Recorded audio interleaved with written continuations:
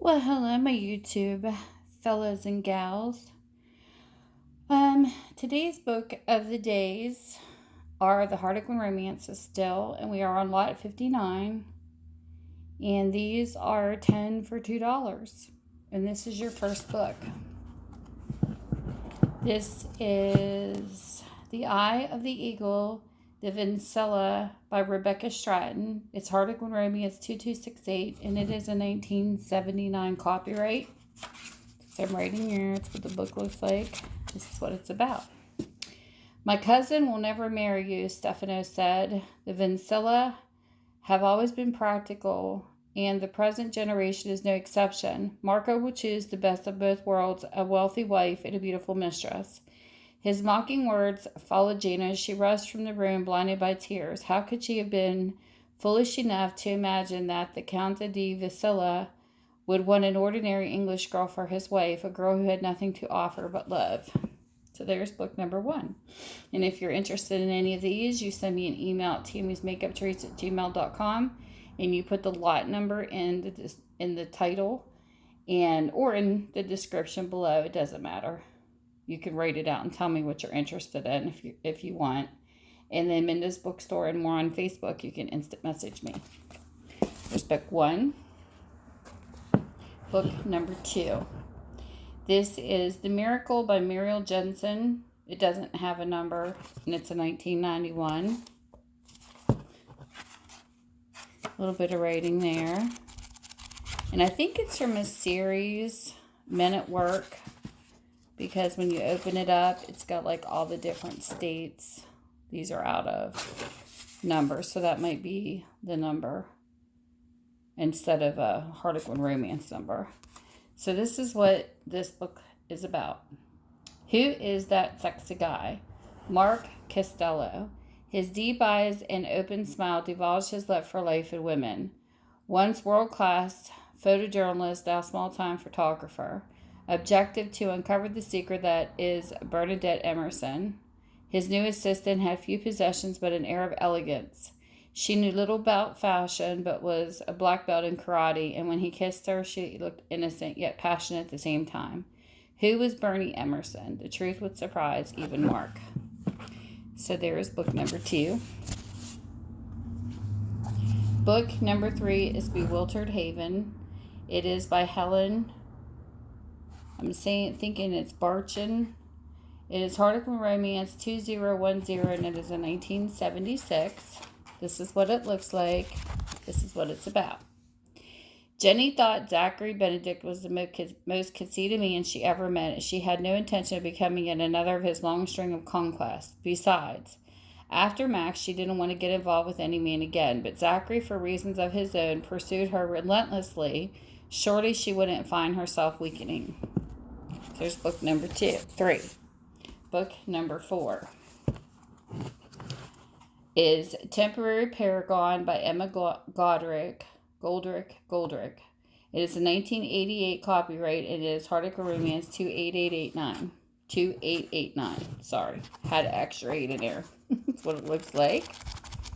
This is what it's about. Beth's life was far from simple. Impulsive Beth Murphy tackled life's problems head on when her errant niece appeared in Boston in terrible trouble. Beth promised Stacy and the culprit would marry her as a temporary secretary for Richard Maycomber, English professor, writer, and culprit. Beth put her plan into action. She soon learned the computer codes at Maycomber Publishing and how to change them, but Beth hadn't counted on her own warm response to Richard or the heartache of plotting his marriage to someone else. So there is book number 4. Book number 5 is Black Diamond by Joanna Mansell. This is a 1988 copyright. It's Harlequin Romance 2894. That's what the book looks like. This is what it's about. He would stop at nothing to win. It was like a dream come true to inherit half a share of the magnificent Chateau de Savagnac.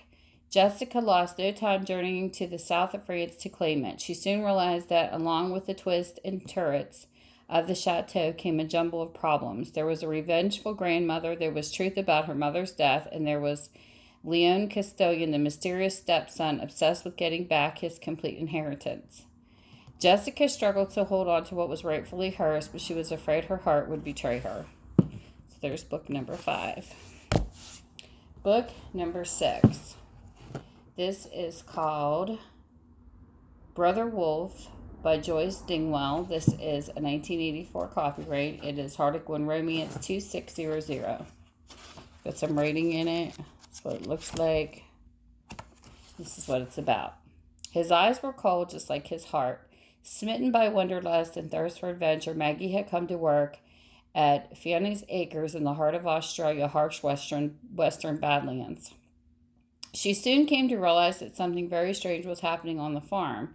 Why did the mysterious Helen D. Muriel fly in every day, then leave without a word? Why was Tim Renwick so helpless and troubled at times? And why was Tim's brother, the cold, wolfish Jonas Renwick, so determined that Maggie never solved the mystery of Fanny's Acres? So there's book number 6, a little mark right there. Book number 7. This is, The Nutcracker Prince by Rebecca Winters. It's Harlequin Romance 3340. It is a 1994 copyright. A little writing there. It's what the book looks like. This is what it's about. Are you really my daddy? Anna wriggled loose from her mother's grip and gazed at Con. You look just like the Nutcracker Prince in my storybook. Meg was shaken by the stars in her daughter's eyes, shaken by the new threat of her own fragile emotions and hard-won independence, but she knew it was too late. My mommy told me Daddy lives in Russia and can never come visit. Anna confided in Con in a loud whisper. Well, your mommy is wrong, Angelica. I'm your daddy, and I've always loved you, even though we've never met and I've lived far away. But now I'm finally here in America. Con glanced at Meg. She wouldn't meet his eyes. I'm looking forward to our first Christmas together in Anochka as a family. I think that's like a pet name, Anochka. I don't know if I pronounced it right, but it's cute. So there's 7. Book number 8. The Forbidden Brother by Barbara McMahon. This is Harlequin Romance 809, and this is copyright 2007. It's got some writing in it. That's what the book looks like.